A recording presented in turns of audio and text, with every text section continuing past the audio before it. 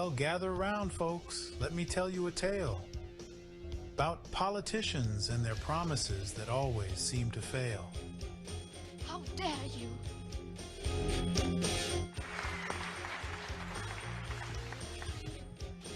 There is no planet B. There is no planet blah. Blah, blah, blah. Blah, blah, blah. Good morning, good afternoon, good evening. Top of the time zone. I'm Alan C. You're with Johnnie J in the house, here on the Innervision FM universe. You're not going to want to miss today's podcast. Brought to you by Colorado Arts Relief Fund, Eeny Meeny Grants, Bonefields Foundation, Chinook Foundation, Christian Brothers Moving Company, based in the great state of Texas, Englewood, Colorado, and Phoenix, Arizona. Also, Richard Damiano of the Littleton Eye Clinic. Stay with us. Oh my God. That's who we love, and that's who we serve. Is it running now? Yes. Hi, everybody. This is the Godfather, Soul James Brown. I tell you, this business is on. My man is on. Check him out. This is the Godfather, Soul James Brown, saying stay with it and hit it. Okay, thank you. Hey, well, thank you for joining us this afternoon. Today is going to be a flashback show. So we're taking a little bit time off for the seasons, and we're showing you the best of Innervision. And these shows, we want you to share, subscribe, leave your comments below. We're going to also try to share some of these shows to YouTube, since they put us in YouTube jail until February 13th. So, hey, well, it is what it is. But we thank you for joining us, and we want you to enjoy the show. And if you feel like supporting our nonprofit, you can go to your Cash App, which is $Innervision with a capital J, and you can support our program through your donations. It's greatly appreciated. Or if you have Venmo, you can go to Johnnie, Johnnnie Johnson 87, and also support Innervision and what we do. And if you want to be a sponsor of Innervision, if you're a business out there, if you're just an individual, there's ways that you can support us as well. If you want to be a volunteer, let us know that as well at info@Innervision FM. That's info@Innervision FM. Now, without any further ado, let's get into today's show. And I would apply them to these news articles or this blind person that I had found out about hither and thither, and started to, I have file cabinets and boxes full of documentation now, and that's, that doesn't include what I've got stored on my computer. But it isn't that easy, because they may not have identified as a blind person. The 1910 census gathered a lot of data about blind people. Oh, yes. And that's because they were paid more money if they found more blind people. So right. If they were paid so much for, say, gathering 500 names, then if there was like 5 blind people, they get extra money. Oh, absolutely. Absolutely. So that's kind of how that helped with some of it. I have learned how to generally look for terms pertinent to that time period. You want to research, let's say right now I'm looking in West Virginia, and if I am researching some of the Black folks in West Virginia who were blind, first of all, you don't Google Black and blind, you Google or you search for colored blind, because that's right. More that was the term back in the day. In West Virginia. Other states Yes. might have been Negro. Yes. but it's difficult because depending on the community you were living in, blind people were treated a lot like racial minorities in that Yes. we wouldn't get a last name in the paper as blind people. So, right now in West Virginia, you find the colored man who lives behind the restaurant. Wow. The colored blind guy who lives behind the restaurant. And we find a lot of that, or we get blind Jim who sold newspapers. No last name. Oh, So Absolutely. it is kind of hard to research blind people unless you have a starting place or a little bit of information to start from. To find out a blind Jim or a blind Tom in a large community, you're pretty much sunk unless you can find something later on that will connect them together. But if you're in a small community and it's blind Ezekiel, well, you stand a chance Sure. coming up with something. So anyway, it is harder in some ways, but it's also harder right now because we have grown so privacy conscious Oh, yes. as Yeah. a society that it is difficult. I mean, just, try and find somebody's email address online for someone you don't know or have a contact with. It can be kind of rough. Yeah. So it kind of depends.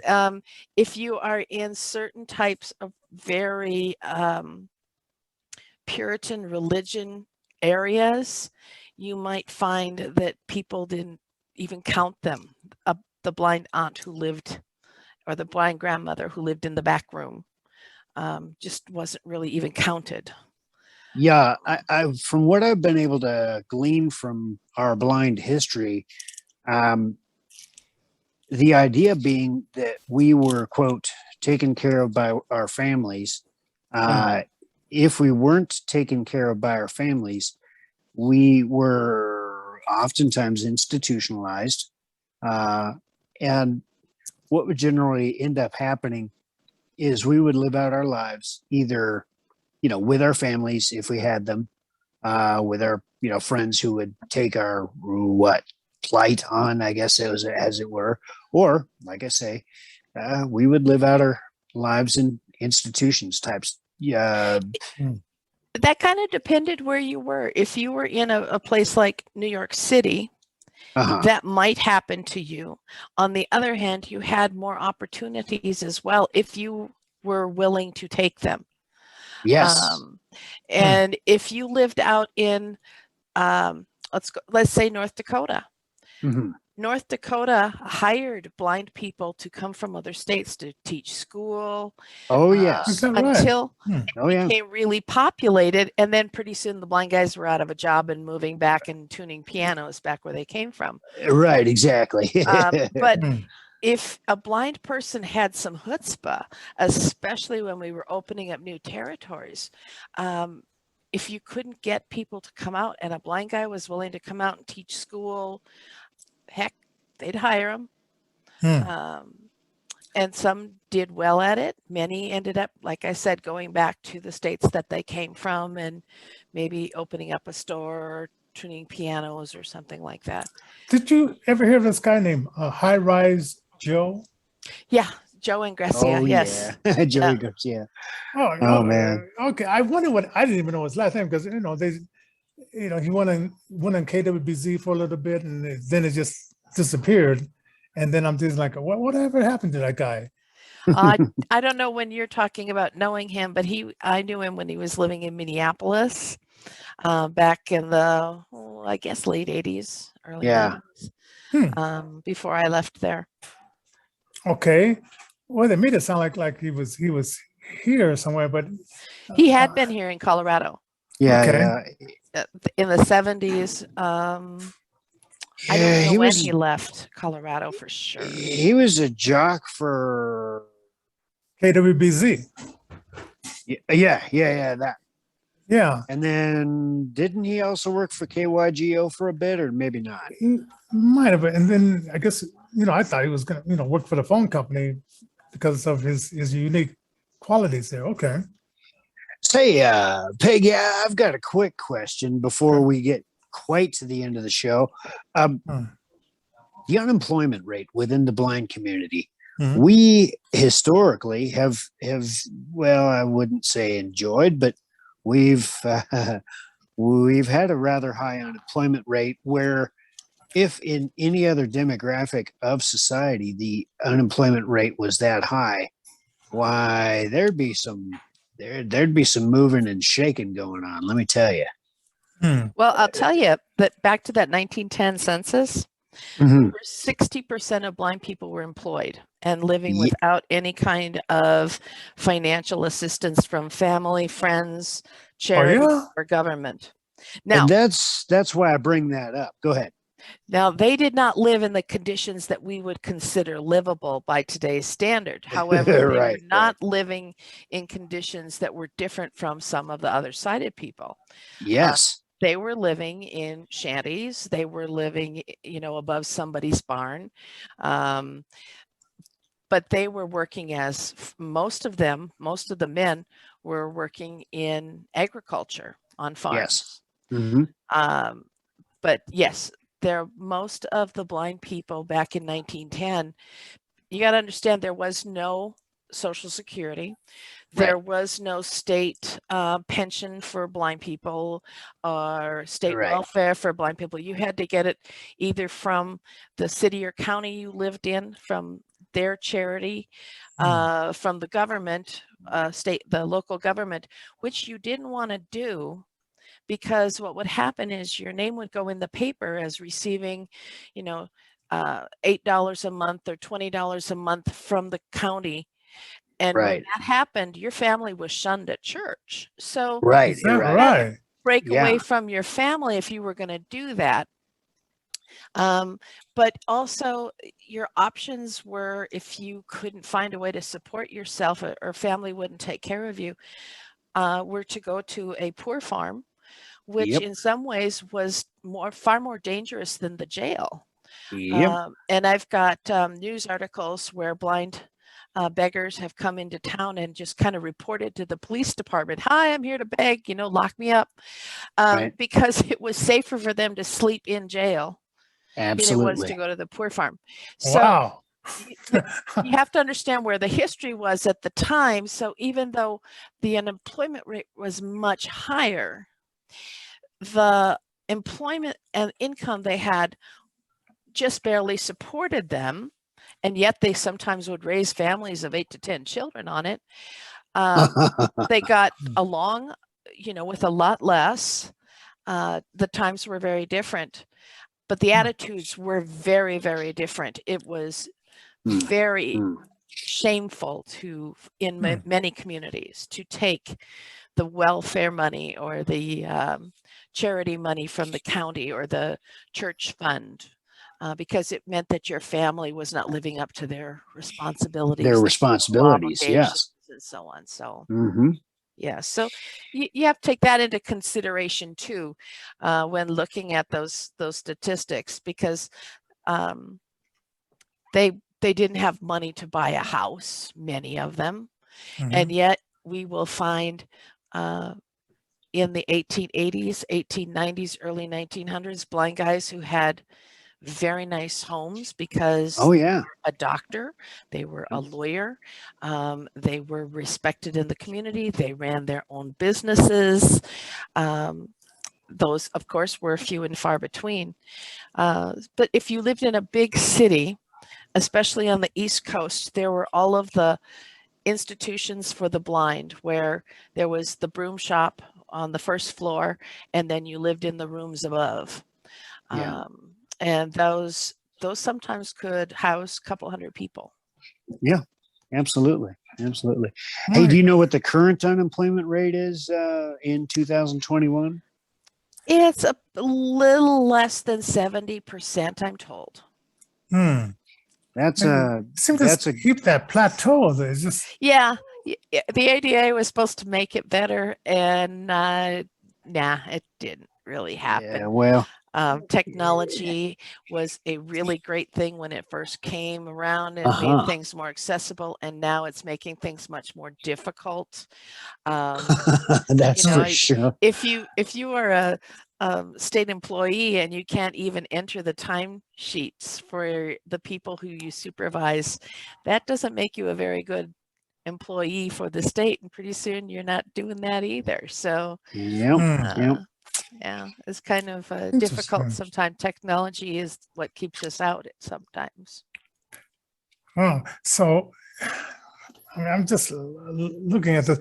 Do you think, okay, I know like we were probably part of the percentage of the 10% that read Braille. Do you think that has something to do with the literacy? Because we tend to, lean on that technology so much. And most like it does. Yeah. It's different for different points and in time as well. I mean, we have, because blind children, they don't see what's they don't see what's printed out. They don't see the formatting. They have no idea how to put together a properly formatted letter, paper, etc. When blind people got an education back in, say, 1920, 1930, they could go to college because they were able to, to take their own notes, and that when they got to college, they would finish their degrees, and oh my gosh, they were far more educated in many cases than the rest of their families. And I have one man, for example, from Maryland. He was born to a family of freed blacks. They were not slaves even in the 1840s and 50s, not that family. But they were not educated. They were farmers. They did okay. He went blind and was sent to the Maryland School for the Blind, which did not teach as much as it did for the white kids as it did for the blacks. There were two separate schools. Oh my. But when he left the school, he could read and write. And he was sold newspaper. What he ended up doing mostly for the later part of his, like the last 25 years of his life, was selling newspapers. But he was the person in his town, part of his black congregation, who could read the Bible. He read information that he would get from other sources to his congregation. He encouraged his congregation to get out there and vote. You exercise your right to vote. He educated them on the issues because he had people reading him the newspaper. He understood more about reading. So in a sense, his blindness made him better off than a lot of the people that he knew in his community, because he could read where many of them could not. Yeah, you know what I found out, and this is kind of offshoot of this. When I was in LA, I don't know if it was like a code between the gang members and all that kind of stuff, but I could be around, and I was sitting on a bus stop, and these gang members, they went at it, and it was almost like I was invisible. Because I'm like he's off limit. We can fight and do all that kind of stuff. That's a very interesting. Wow. I heard that a lot about Detroit too, is that if you were a blind guy walking down the street and you were the wrong color in the wrong neighborhood, that the gang people, they left you alone, or even some protected you. Yeah.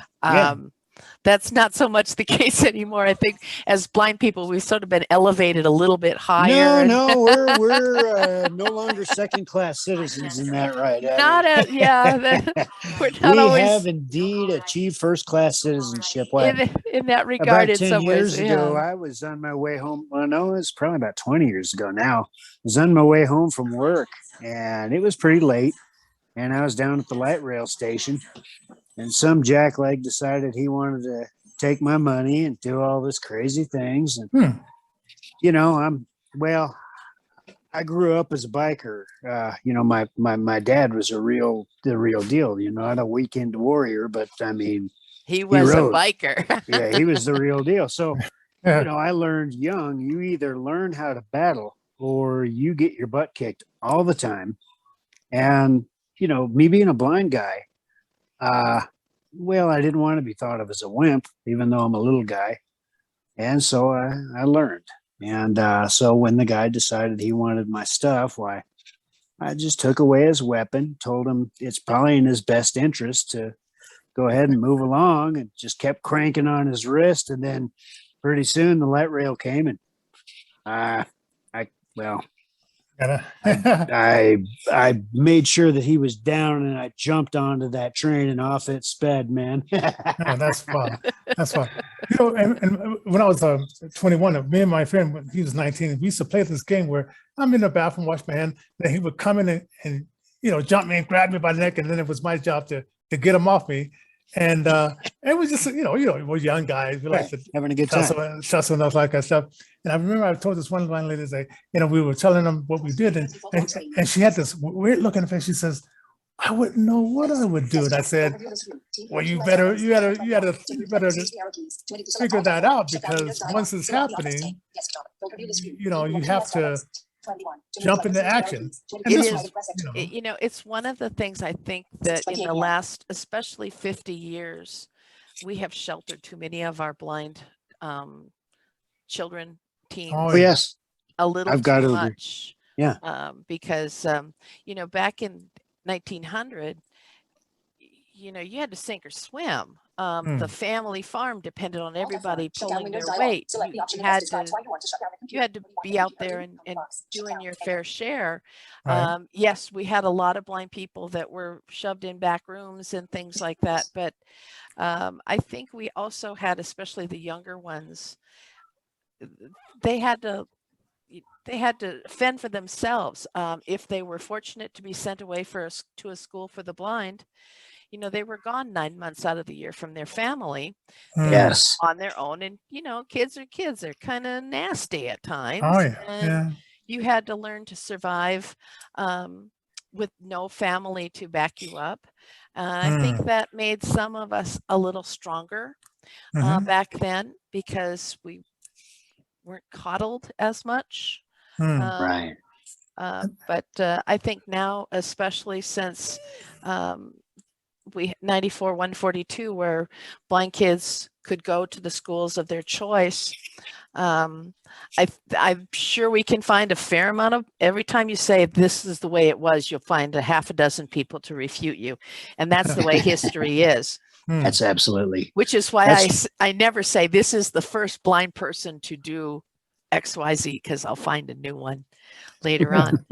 But public school, it was hard to break into public schools as some of the blind kids.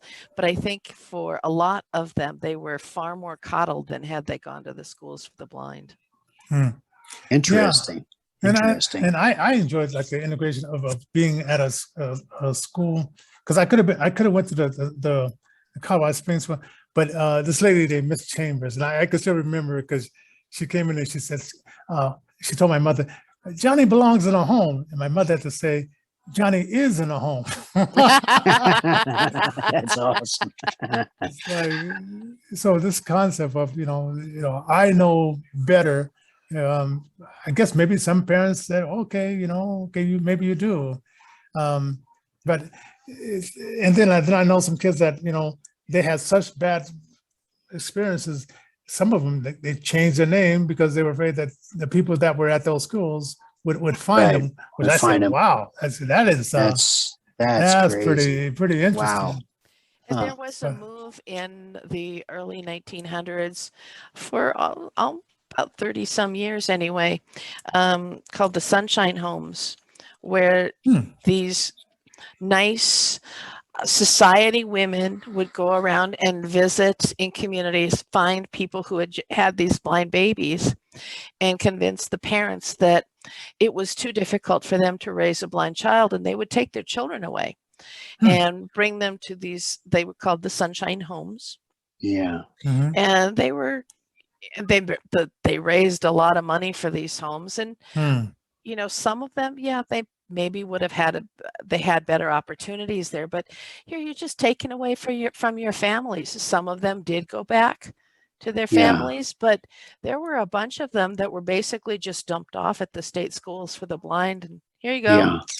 You know, Yeah. they're now ward of the state because they're separated from the families. The parents Yep. gave them up. Okay, I gave them up. I'm not going to think about them anymore. I don't know. A I while, don't know how wide many variety times of I've reasons. heard that story. It's just Yeah, it's heartbreaking. it is a sad situation to see what happened to some of those kids. Yeah. But it is part of history. And folks, you know, if you like this type of stuff, you like this type of content, we need to keep the lights on. Oh yeah. How do we do that, Johnny? Well, you know, can I tell you just one thing? If you want to be go a ahead. part of my email list, shoot Definitely. me an Yeah. email at theblindhistorylady@gmail.com. That's all one word, theblindhistorylady@gmail.com. gmail.com. And get on my email list or check out my new book, Don Mahoney Television Star, on Amazon.com, written by Peggy Chong. Yeah, yeah. I definitely want to get that. I gotta on check Kindle. that out. I gotta get that on Kindle. Yeah. But I see like I saw this person who just subscribed to our Twitch, and I think it can't be Judge Judy, but I'm going to check that out. If that is Judge, That'd be Judy, funny. It's going to be interesting. Hey, So, you know, my sister was on Judge Judy one time. That's for a different show.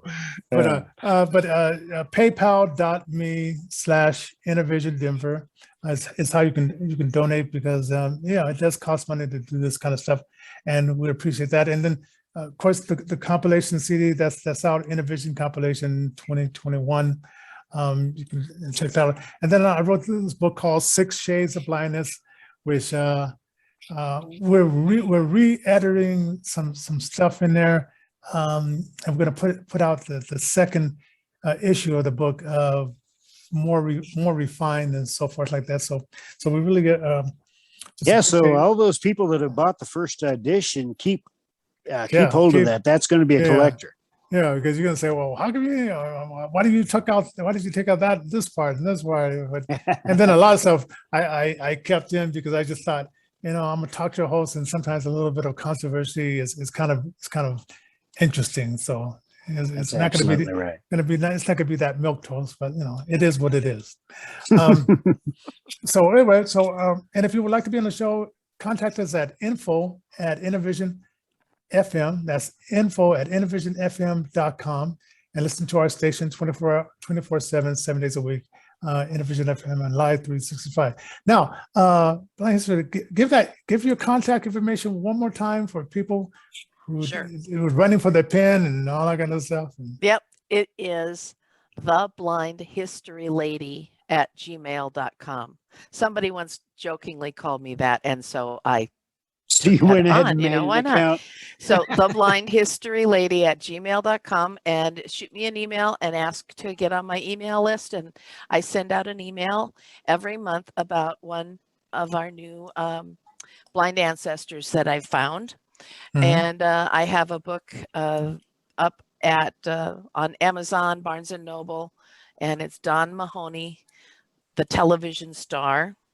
That I have published. It's about a blind guy from Texas who had to keep his blindness a secret so that he could become a television star, and he did become a television star. Fantastic. Yeah, and that's a really interesting type of thing. A lot of people have done that. They've kind of tried to keep their blindness a secret so that they could become actors, journalists even. When I was in Channel 12, people, when they met me in person, they said, we didn't know that you were blind. We just thought you were wearing sunglasses to be cool. And I said, oh, okay. so it's pretty interesting. You say, yeah, I am. Yeah, right. I am wearing it to be cool. Oh, definitely. Well, I'd like to thank you for coming on, and really thanks, appreciate Peggy. your time. Yeah. Thank you. All right. God bless. Well, we'll see you folks tomorrow. All right.